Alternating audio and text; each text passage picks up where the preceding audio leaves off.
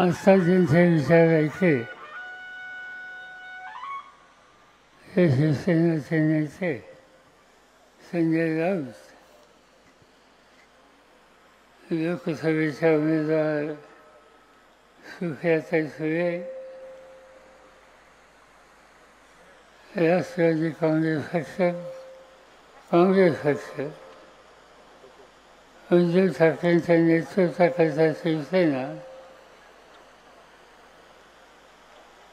आप पक्ष आणि अन्य संघटना या सगळ्या संघटनांचे या ठिकाणी उपस्थित असलेले नेते आणि गेले 2-3 तास अगत्याने या ठिकाणी या सभेमध्ये सहभागी झालेले आपण सगळी बंधुभगिनी लोकसभेच्या निवडणुकीच्या निमित्तानं आज इथं आपण एकत्रित आलो. गेल्या 50-55 वर्षामध्ये मी इथं अनेकदा आलो असेल, अनेकदा बोललो असेल, अनेक निवडणुकीमध्ये सहभागी झालो असेल, पण मला एक गोष्ट मान्य करावी लागते की पुरंदरवासियांनी ते तालुक्यात राहणारे असून मुंबईच्या क्रॉफर्ड मार्केटमध्ये काम करणारे असोत, मुंबईच्या डॉकमध्ये काम करणारे असोत, या सगळ्यांनी मला आणि आमच्या सगळ्या सहकारी मित्रांना मनापासून सहकार्याने साथ दिली आणि ही गोष्ट मी कधी विसरू शकत नाही.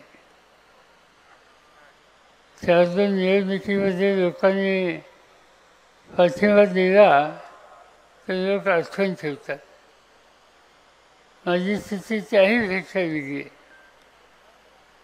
1967 साली मी पहिली निवडणूक लढलो. माझ्याबरोबर ज्ञानेश्वर खैरे इथून होते. या जिल्ह्याचं नेतृत्व करण्यामध्ये या तालुक्याचे आमचे वरिष्ठ सहकारी अग्रभागी होते.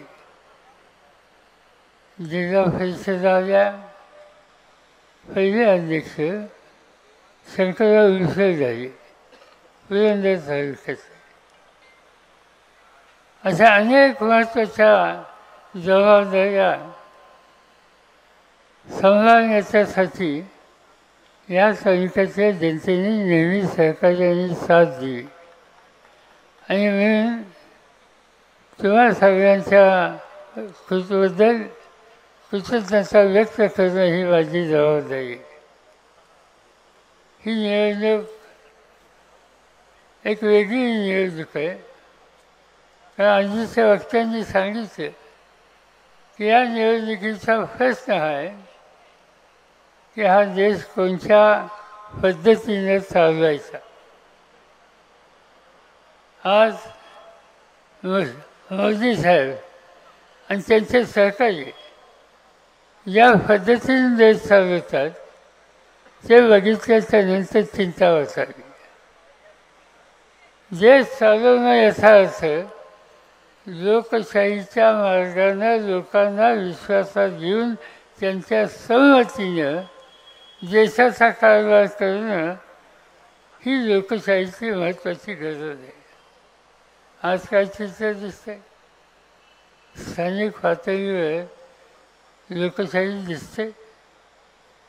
आज पंचायत समितीच्या निवडणुका झाल्यात, जिल्हा परिषदेच्या निवडणुका झाल्यात, इथल्या नगरपालिकेच्या निवडणुका झाल्यात.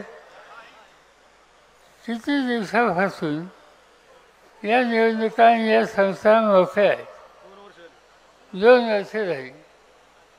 आता 2 वर्ष तुम्ही निवडणुकाच घेणार असाल आणि इथून सुरुवात करणार असाल तर आणखी काही दिवसांनी कदाचित विधानसभा आणि लोकसभा याच्या निवडणुका न घेण्याची दुर्बुद्धी ही राज्यकर्त्यांना सुचण्याची शक्यता नाकारता येते. आणि ते चित्र दिसते आता जे मोदी साहेब ठिकठिकाणी सांगतात 400 के पार. खरं म्हणजे त्या देशाच्या एकंदर सगळ्या लोकसभेच्या जागा आहेत त्याच त्यांना खरं म्हणजे ते मिळाले असल्याचा आनंद आहे.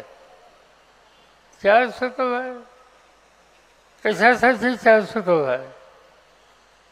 400 के पार याचा अर्थ असा आहे की त्यांना हव्या पद्धतीनं या देशात कायदे करून ते कायद्याच्यासाठी लागणाऱ्या खासदारांची संख्या ही मला हवी आहे. आणि त्याचे काम करायचे की बाबासाहेब आंबेडकरांनी या देशाला दिलेली घटना तिच्यात परिवर्तन करायचे.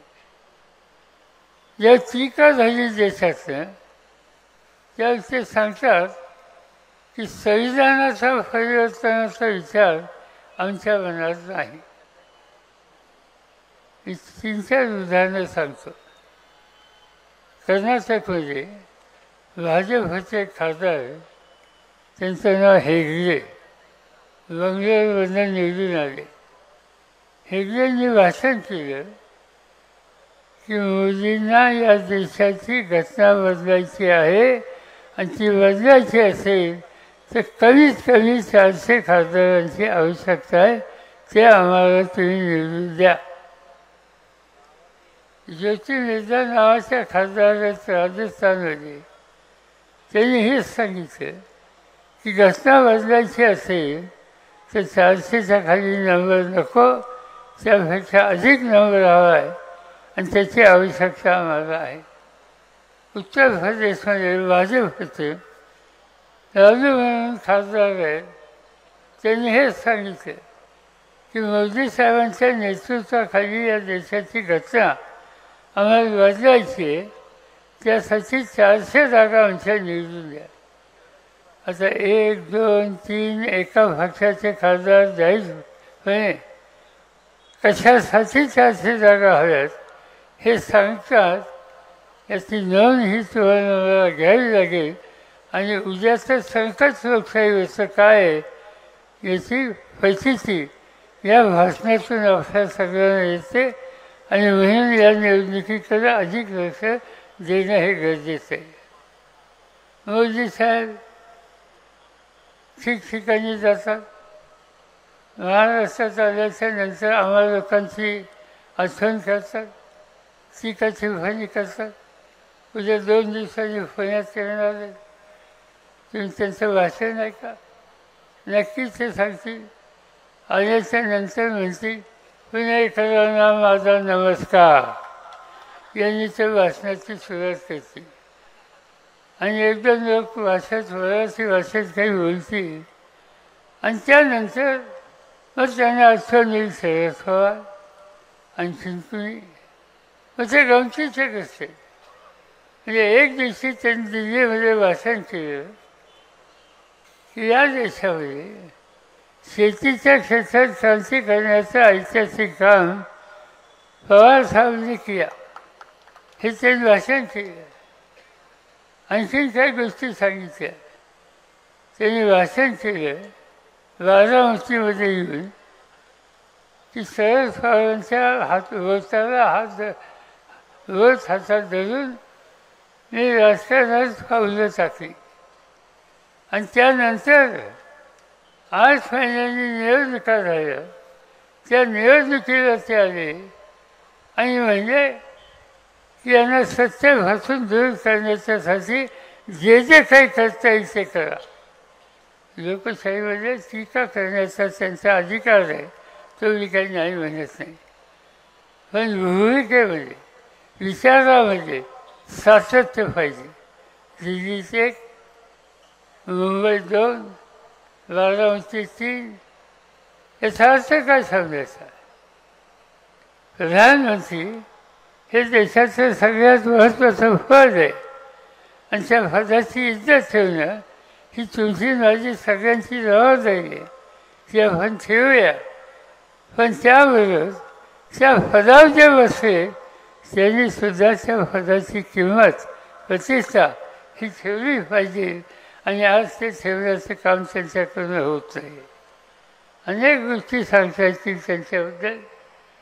आज ते एक सांगतात नाही, विकास करायचा आहे, आनंद आहे. विकासाच्या संबंधीचा आग्रह हा कुणाला आहे. पण चित्र काय दिसतं दिसतं जगातले सगळे जे देश आहेत त्यांचा एक आढावा घेतला जातो आणि त्याच्यामध्ये विकासाच्या संदर्भात कोणते देश पुढे आहेत याच्यामध्ये मोजणी केली जाते. आणि आज जर आपण बघितलं तर या विकासाच्या प्रश्नाच्या बद्दल जी आखणी केलेली आहे त्याच्यामध्ये बांगलादेशच्या नंतर भारताचा नंबर येतो. म्हणजे बांगलादेशसारखा देशसुद्धा विकासाच्या संदर्भात आमच्या पुढे आहे. याचा अर्थ काय समजायचा? याचा अर्थ ते विकासाच्या संदर्भातल्या गोष्टी सांगतात त्याच्यामध्ये सातत्य नाही. दुसराचा मुद्दा सांगतात भ्रष्टाचार. भ्रष्टाचार ज्यांनी भ्रष्टाचार केला त्या लोकांना बरोबर घेतात. भाषण एक करायचं, भाषणामध्ये सांगायचं की या देशामध्ये भ्रष्टाचार करण्याच्यामध्ये कुणी अशोक नावाचा महाराष्ट्राचा घटक हा अग्रभागी होता. आणि 2 महिन्याच्या नंतर आपल्याला बघायला मिळतं की त्यांच्या मंत्रिमंडळात आणि त्यांच्या पक्षामध्ये अशोक चव्हाणांची नियुक्ती केली जाते. त्यांनी भाषण केलं भोपाळला की महाराष्ट्राच्या सरकारी बँकेमध्ये त्यांनी घोटाळा केला. त्यांनी हे सांगितलं की महाराष्ट्रामध्ये पाण्याच्या योजनेमध्ये इरिगेशनमध्ये ज्यांनी घोटाळे केले त्या पक्षाच्या लोकांना मी भ्रष्ट म्हणतो. ज्यांच्या संबंधीचे त्यांनी आरोप केले आज ते लोक कुठे आहेत याची तपासणी केली तर त्यांच्या बोलण्यामध्ये किती असत्य आहे याची खात्री तुम्हाला फसल्याशिवाय राहणार आहे. आणि ही सत्ता ही लोकांच्यासाठी वापरली जाते. लोकशाहीमध्ये लोकशाहीचा लोकांचा प्रतिनिधी त्याचा सन्मान करायचा असतो. आज त्यांनी काय केलं? झारखंड नावाचं राज्य आदिवासींचं राज्य आहे. त्या राज्याचा मुख्यमंत्री आदिवासी आहे. साहजिक गोष्ट आहे आदिवासींच्या प्रश्नाची सोडवणूक करायला सहकार्य मोदींनी दिलं नाही म्हणून रांचीच्या सभेमध्ये त्यांच्या टीका केली. आज तो मुख्यमंत्री तुरुंगामध्ये आहे. राज्याचा मुख्यमंत्री तुरुंगात. दुसरं राज्य दिल्ली देशाची राजधानी अरविंद केजरीवाल म्हणून मुख्यमंत्री. त्या मुख्यमंत्र्यांनी आरोग्याच्या संदर्भात लोकांना सवलती दिल्या, सुविधा दिल्या, शैक्षणिक क्षेत्र बदललं, शाळा कॉलेजेसमध्ये इतक्या सुधारणा केल्या की त्यांचं काम बघायला भारताच्या बाहेरूनसुद्धा लोक यायचे. त्या व्यक्तींनी दिल्लीमधल्या काही मागण्या प्रधानमंत्री दुर्लक्षित करतात म्हणून त्यांच्या टीका केली. आज अरविंद केजरीवाल तुरुंगामध्ये आहे. देशाच्या राजधानीचा मुख्यमंत्री तुरुंगामध्ये आहे. याचा अर्थ काय समजायचा? याचा अर्थ एकच आहे की हे हुकुमशाहीच्या रस्त्यावर निघालेले आहेत. या देशाची लोकशाही उद्ध्वस्त करणारे आहेत आणि देशाची लोकशाही उद्ध्वस्त केली तर सामान्य माणसाचे अधिकार जातील. त्यापासून या देशाला या व्यवस्थेला वाचवायचं असेल तर आज आम्ही लोकांनी एकत्र बसून उद्धव ठाकरे असतील, काँग्रेस पक्षाचे नेते असतील, राष्ट्रवादी काँग्रेस पक्षाचे नेते असतील, अन्य पक्षाचे नेते असतील, आम्ही सगळ्यांनी ठरवले एक राहूया आणि या हुकुमशाहीला निमंत्रण देणाऱ्या प्रवृत्तीला खऱ्यासारखं बाजूला ठेवूया आणि हेच काम करायचं आहे. आणि ते काम करायचं असेल तर या ठिकाणी सुफियाची उमेदवारी दिलेली आहे. खून काय तुम्हाला माहिती आहे, माणूस दिलेला आहे. आज या ठिकाणची ही जी खून आहे ती लोकांच्या लक्षात राहणार आहे. जाईल तिथे रस्त्याने सुधारला. आज तुतारी तुतारी म्हणायला लागली. फक्त नुसती तुतारी नाही, तुतारी हातात घेऊन वाजवणारा माणूस ही आपली खून आहे.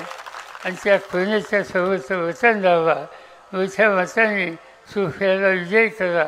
मी तुम्हाला खात्री देतो की हा देश योग्य रस्त्यावर न्यायची खबरदारी आम्ही घेतल्याशिवाय राहणार नाही. पाण्याचा प्रश्न असो, शेतीचा प्रश्न असो, इथल्या नवीन विमानतळाचा प्रश्न असो, स्थानिक जनतेला विश्वासात घेऊन प्रत्येक प्रश्नाची सोडवणूक ही करण्याच्यासाठी आम्हाला लोकांचा प्रयत्न राहील. हाच विश्वास या ठिकाणी आपल्याला देतो आणि माझे 2 शब्द संपवतो. लोकशाही मराठी ऐका, पहा, जागरूक रहा.